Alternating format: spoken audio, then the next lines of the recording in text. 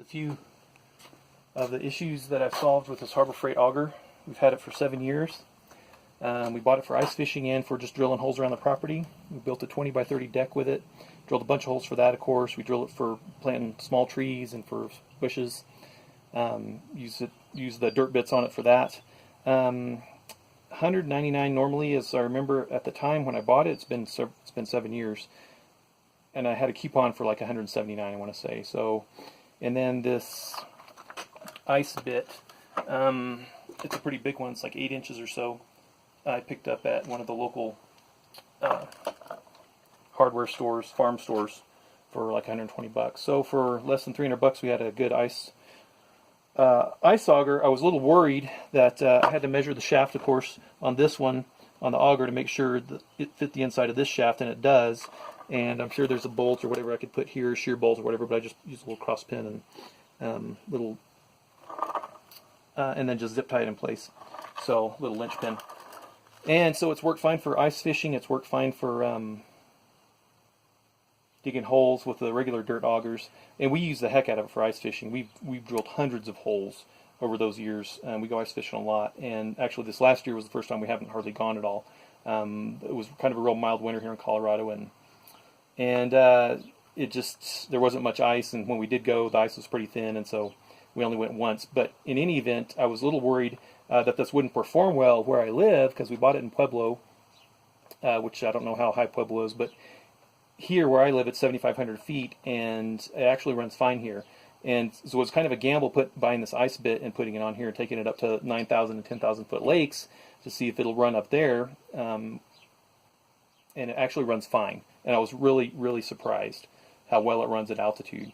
And then I was worried, cold starting, of course, at high altitude. How's it gonna work? And some days, of course, it's way below freezing, well below 32 degrees, and the wind's howling, and we're just trying to drill a bunch of holes to put the ice hut down. And of course, it's sitting outside in the freezing cold temperatures, and it starts and runs and does fine. So I was kind of impressed with it. Now, it's not a high quality ice auger by any means, and those can be pretty expensive, but this has done a good job for us for all these years.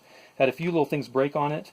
The hoses I replaced recently because they rotted out, and I just replaced them with some parts that I had laying around from the chainsaws, and it still runs fine, works fine. Haven't done anything to the carburetor. Literally have not even changed the spark plug on this in these 7 years that we've run this thing.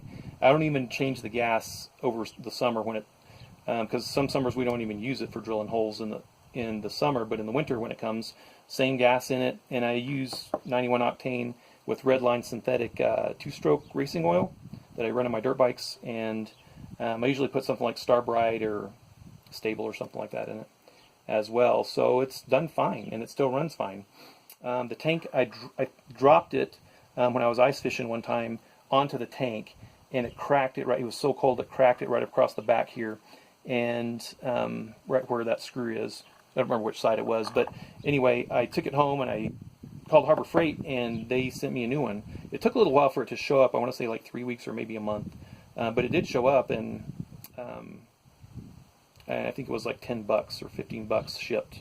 So I was happy to have a new tank, and it was pretty new at the time. And I actually fixed the other tank. I sanded all around it and cleaned it all with brake cleaner and sanded all around it really good, and then put some of that JB Weld epoxy for tank repair. I forget. It's like white colored 2-part epoxy. And it sealed it, and it actually ran fine. And then this new tank showed up, and I ended up just putting the new tank on it just because I felt it was a little more reliable. And so those two issues, and then the third issue I had with it, which is really what this video is about, is this one right here, where you can see where the pull start mechanism used to be. There's 4 holes there where it used to sit. And probably, it was 2 years ago that this broke on me, and the rope didn't break, the mechanism side snapped somehow. And we're always pulling it on it when it's well below freezing, sometimes 0 degrees Fahrenheit, and we're just trying to get holes drilled so we can get the ice hut up and get in and get warm. And then we'll move the hut. So we'll get out and we'll start it again and drill 4 more holes or 6 more holes. And then we'll move the hut again and drill 4 or 6 more holes. So we've drilled hundreds of holes with this, literally just ice fishing. And sometimes in 24 and 28 inches of ice. And so when it broke, I thought, oh, I can probably just order a new part because Harbor Freight sells parts and you can buy them online. And I thought, well, I can JB weld. So I spent like 3 or 4 hours just trying to JB weld it back, and I got it welded, JB welded back together and sealed up, and got it to where it would pull and connect and turn this, but it wouldn't retract consistently, and it was real frustrating. So I got kind of frustrated with it. But then as I was pulling it off again, I realized that this little nut on, or this little bolt on here, or nut, whatever it is tack welded on. And then I got to wonder, well, my drill started. So I've been starting this with my drill for 2 years, and I'll just start up for you. We'll switch that off, choke on, and it looks like it's primed.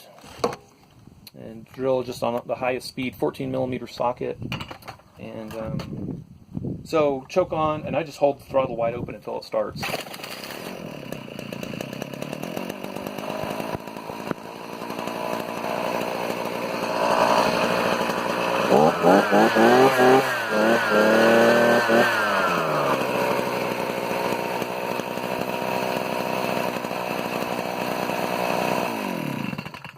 So could that hit you? Yeah. So don't put your hand there. But anyway, this has kept it going for us for a couple more years. I was going to junk it 2 years ago when this mechanism broke. I was just like, it's just find a new one.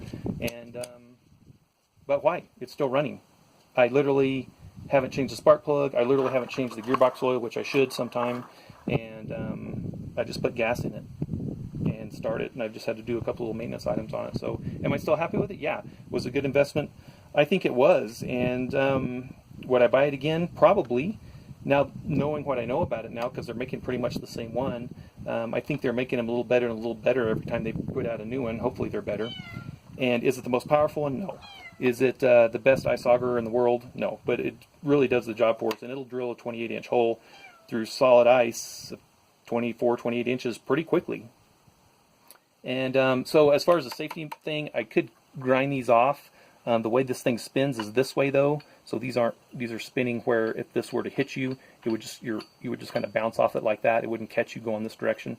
And when you're holding it from this side anyway, and that's sticking off kind of that direction. So I don't think it's a big safety issue.